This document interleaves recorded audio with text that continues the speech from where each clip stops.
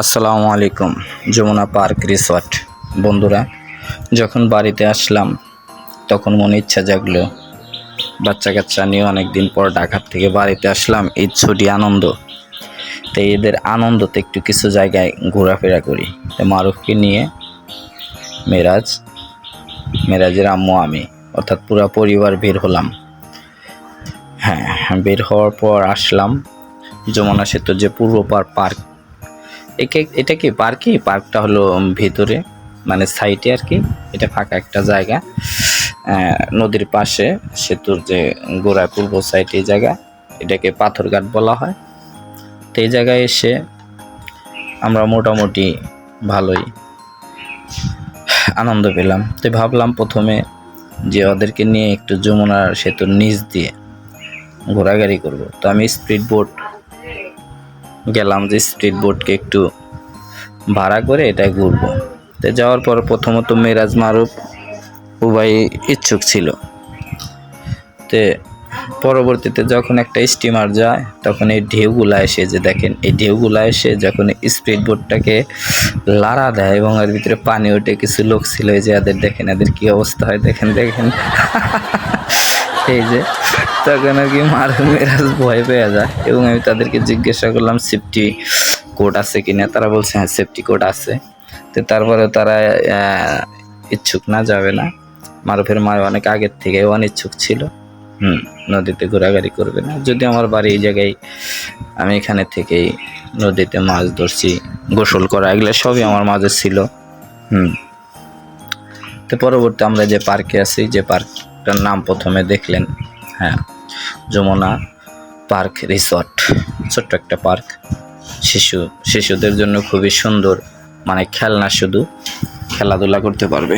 তো প্রথমে এর প্রবেশ মূল্য মাত্র 20 টাকা, আগেই বলে রাখি প্রবেশ মূল্যটা। তে ঢোকার পর মারুফ এবং মেরাজ খুব ইচ্ছা পোষণ করলো, তারা এই জায়গায় আর কি প্রথম ট্রেনে উঠবে। তো ঠিক আছে, এই খেলাটা যখন এই শেষ হয়ে গেল এদের, পরবর্তীতে এই যে খুব ভালোই লাগে আর কি। যদি আমার বাড়ির পাশে ট্রেন লাইন, পরবর্তীতেই আমরা এই প্রথম সিটে আর কি আমরা উঠলাম। ওঠার পরে মারুফ, আমি, মিরাজ, ওরা আসলে খুব আনন্দ পাইছে। খুব ভালোই লাগছে ওদের নিয়ে আমি আর কি এই জায়গায় উঠলাম। ওঠার পরে ওদের খুব আনন্দ পাইছে। আমি বারবার জিজ্ঞাসা করলাম কেমন আনন্দ পাইলো, কি আসার বিষয়ে কথাবার্তা বললাম। এখান থেকে তো ওদের ভালোই লাগতেছে। দেখেন আসলেই বাচ্চা কাচ্চা নিয়ে অনেক মজা করা যায়, আনন্দের জায়গা। এই যে আর আসলে এগুলা ভালোই জোরে চলে, আরো অনেক জায়গায় দেখছি আমি, কিন্তু এখানে আসলে স্পিডটা একটু বেশি মনে হইলো। ভালোই লাগে। মারুফরে মিরাজরে জিজ্ঞাসা করলাম কেমন লাগতেছে, কি হইতেছে, কেমন লাগতেছে। না এরা ভালোই। তারপর উঠলাম নাগরদোলায়। এখানে সবচেয়ে বেশি মজা হয়েছে, কারণ এখান থেকে পুরা নদী উপভোগ করা যায়। পুরা নদীটা, যমুনা সেতু, পার্কের যত যা আছে আপনারা উপভোগ করতে পারবেন। মানে অন্যরকম। তারপরে এখানে উঠে অনেক উঁচু জায়গা, নাগরদোলায় তো অনেক ঘুরান। এটা যখন মিডল ইস্টে যায়, আসলে নিজ দিকে তাকালে তখন একটু ভয় পাবারই কথা। তো মারুফ, মিরাজ, আমার অনেক ভয় পাইছিল। আমি তারপরে কথা বলতেছি। আর এই সমস্ত জায়গা উঠলে একটা জিনিস, সেটা হলো যে করতে হয়, কথা বলতে হয়, এদিক ওদিক তাকাইতে হয়।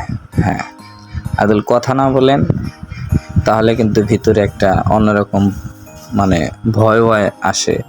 আসলে ভয়ের কিছু নাই, এখানে সেফটি আছে। আল্লাহ কোনো দুর্ঘটনা না ঘটায়, তাহলে খুবই সুন্দর হয়। নাগরদোলাটা যে মারুফ আমার পাশে চাপতে ধরছে, যখন ঘুরানি দেয় মারুফের আম্মা, মিরাজ, এই জায়গাটা মানে দেখেন নিচু, খুবই সুন্দর লাগছিল আর কি।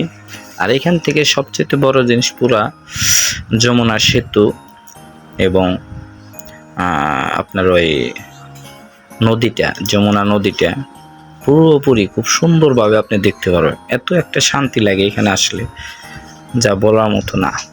বিশেষ করে পুরো ফ্যামিলি নিয়ে, বাচ্চা কাচ্চা নিয়ে যদি ঘুরতে আসেন, খুবই সুন্দর একটা জায়গা, মজার একটা জায়গা, আপনারা ঘুরতে পারবেন। হ্যাঁ, এই যে পুরো পার্কের এই যে ভিতর সাইডটা, এরপরে আপনাদের দেখাবো। দেখেন যে এই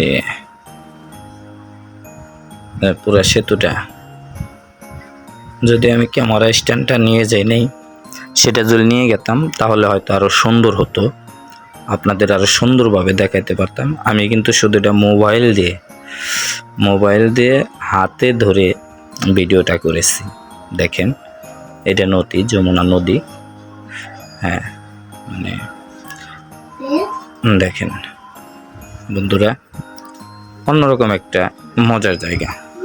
এখানে আসলে বেশ কিছু, আপনি যদি পার্কে নাও ঢুকেন, ফাঁকা জায়গা আছে বিভিন্নভাবে এখানে, হ্যাঁ, আনন্দ করতে পারবেন, বিভিন্নভাবে একটা শান্তি পাবেন, ঘোরার মতো মজা আছে একটা। দেখতে থাকেন বন্ধুরা,